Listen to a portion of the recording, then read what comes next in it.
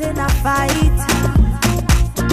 We must settle this. And welcome back. So as you can tell by the title of this video, this is not going to be a makeup tutorial. This is going to be all about makeup I totally regret buying with a passion. So the reason why I'm creating this video is because I was actually going through my makeup collection and I actually ended up with a massive pile of makeup that I was just like, why do I have this? Why did I buy this? I literally don't even use it. So I was like, you know what? Let's create a video that's totally based on that. I will just give a disclaimer right now that a lot of these products are actually some top holy grail products for a lot of people, and just kind of keep in mind, just because I'm including it in the video doesn't mean that it's a bad product. It just didn't necessarily work for me, and I'm of course going to be explaining why. First thing I'm going to be talking about is setting spray, and I actually have two. And the first one is the Badescu Rose Water Setting Spray.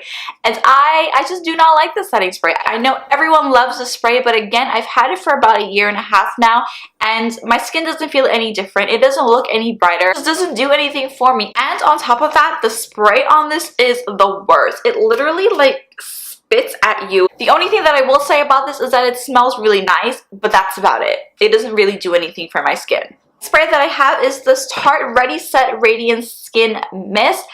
I like really dislike this spray, and it's because it literally smells like old spoiled cucumbers. I don't know how people spray this on their face, but when I spray it on my skin, it literally makes me want to throw up. And again, that's a personal thing. I mean, the spray on it is actually really nice and it's a nice mist, but I cannot handle the smell of like old cucumbers. So I will probably be throwing this away. Lashes, this is the Eylure X Jasmine Brown. This was nothing against Jasmine Brown, it's just personal preference against the style. This is in the style Jaybee, and I saw these and I thought they would look absolutely beautiful on me, but I don't know what it is. Like, I've tried it with soft looks, I've tried it with dramatic looks, and the lashes just don't stay up. No matter how much I try to finesse it or try to like put glue on it, these just don't work for me and they just don't look good on my eyes. Okay, now for highlight. I actually have 3 highlights that I honestly regret buying to the T.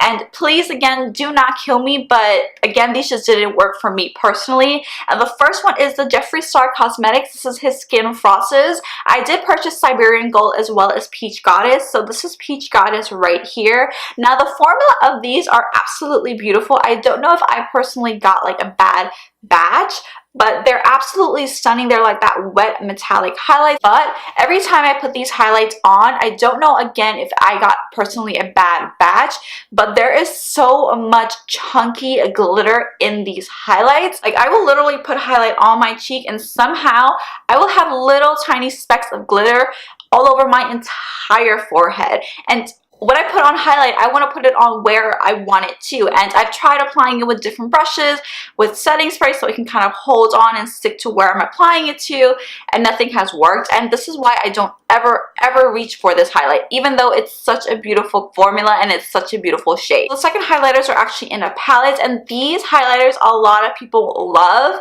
and it is the Anastasia Beverly Hills Glow Kit. I hate this palette. The amount of chunky glitter that is in here, it's absolutely insane. It is worse than the Jeffree Star Cosmetics in my opinion. I may be just giving this to someone or honestly just throwing it away because of how bad this is. The last highlight that I have is the Laura Geller Big Gelato Swirl. This is their little palette that they have, and it comes with Gilded Honey, Peach Goddess, as well as Ballerina. The reason why I bought this is obviously because forever ago everyone was raving about Gilded Honey, and it's a beautiful shade, but the only thing is that I just don't reach for it. I have so many other highlighters that do the same thing and even better, that this is just something that I purchased because everyone was raving about it. And honestly, all 3 of these highlights, the reason why I bought them is because everyone was raving about them and I kind of wanted to be included as well, but these just personally did not work for me at all. On to lip products, I actually have 3, and the first one is actually a lip pencil, and this one is the Colourpop and I Love Starrr Me collection, and this is in the shade 951. You can definitely tell I've used a lot of it, and I absolutely love the shade. I love the formula. It's nothing against I Love Starrr Me because she did an amazing job with this. I hate the packaging of this. Like, the whole thing literally comes out of the packaging. Like, look.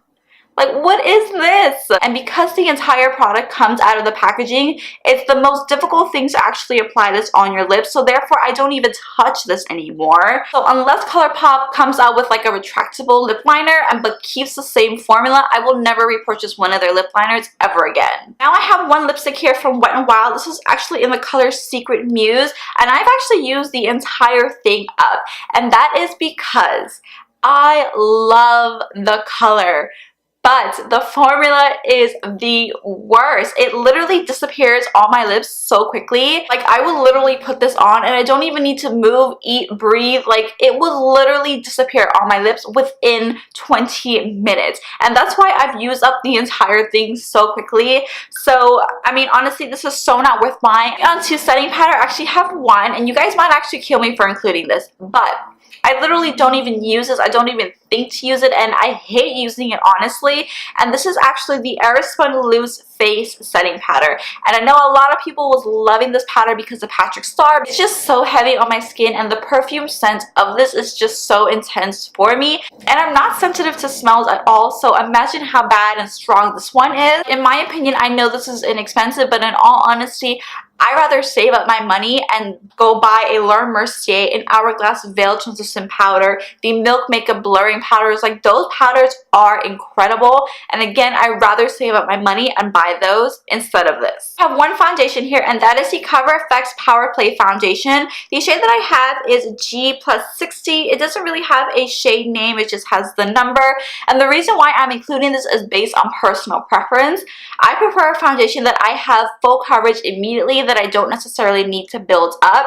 And this, I just have to build up too long, too many times to get the coverage that I want. So in all honesty, this was not worth buying to me. I'd rather purchase my Jouer High Essential or my NARS Natural Radiance over this. Moving on to palettes, and you guys may actually literally kill me for including this, but I think that this is personally so not worth buying, and that is actually the Huda Beauty Desert Dust palette.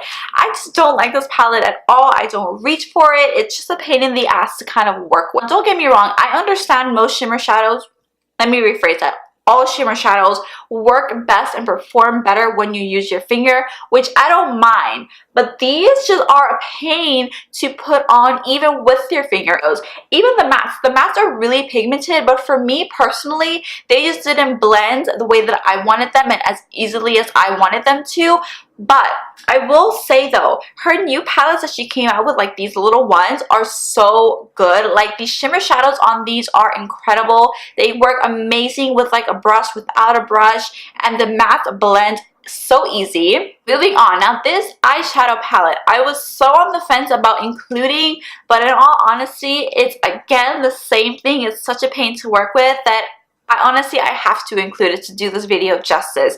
And this is actually the Desi and Katy collab with Dose of Colors. This is their first eyeshadow palette that they came out with, and I do not like this. Like, don't get me wrong, the formula is beautiful in the sense that the shades are so unique and so different, but they are such a pain to apply. You literally have to really work with them to get it on your eye and get it the way that you want it to. At least for me, I tried wetting my brush, I've tried wetting my finger. There's just way too much fallout, and they're just too difficult to apply.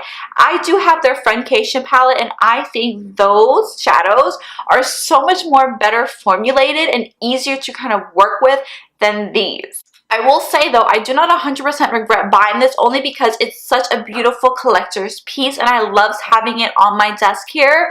But if you are the type of person where you're not going to buy something just for the sake of collecting it, you want to be able to use it, I will say this is definitely not worth buying. Their Friendcation palette is definitely though. Okay, leaving the best for last. I am like beyond upset with myself that I spent so much money on this particular thing.